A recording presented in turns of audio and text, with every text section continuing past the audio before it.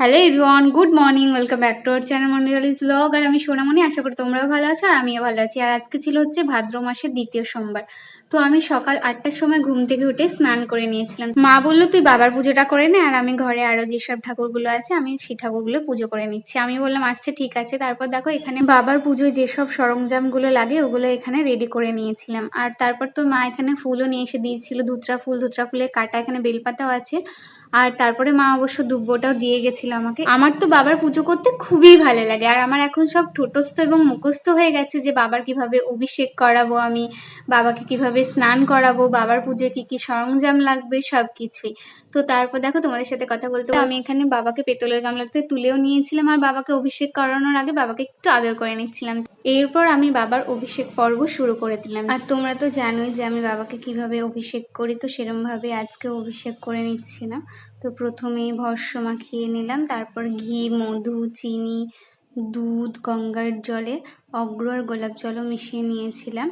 আর আজকে কিন্তু আমি দইটা দিইনি ঠাকুরকে, দইটা স্কিপ করেছিলাম, কারণ তোমাদের বলি ভাদ্র মাসে নাকি দই খেতে হয় না।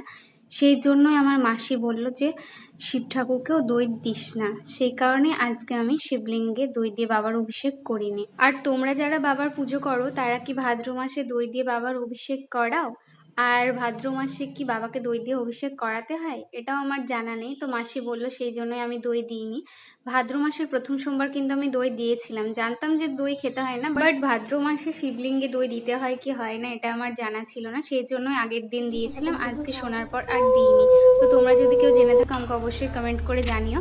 এরপর বাবাকে আমি চন্দন পরিয়ে নিয়েছিলাম, বেলপাতা, দুব্বু, ফুল দিয়ে বাবাকে সাজিয়ে নিলাম। এরপর বাবাকে আমি ভোগও লাগিয়ে দিচ্ছিলাম, তারপর ধূপও দেখিয়ে নিলাম, প্রদীপ দেখিয়ে নিয়েছি, তারপর বাবাকে প্রণামও করে নিলাম। আর আজকে দেখেছো বেলপাতাতে আমার বাবা ঢেকে গেছে। আজকে মা ভেবেছিল আমি মন্দিরে আজকে বাবার মাথায় জল ঢালতে যাব, সেই কারণে এত বড় বড় বেলপাতা নিয়ে এসেছিল। আর অবশ্য ছোট বেলপাতা ছিল না, সেই জন্যই। তো চলো আজকের ভিডিওটি ছিল এই পর্যন্ত। লাইক, কমেন্ট, শেয়ার, চ্যানেলটাকে অবশ্যই সাবস্ক্রাইব করো। আবার দেখা হচ্ছে নতুন কোনো ভিডিও নিয়ে। হর হর মহাদেব।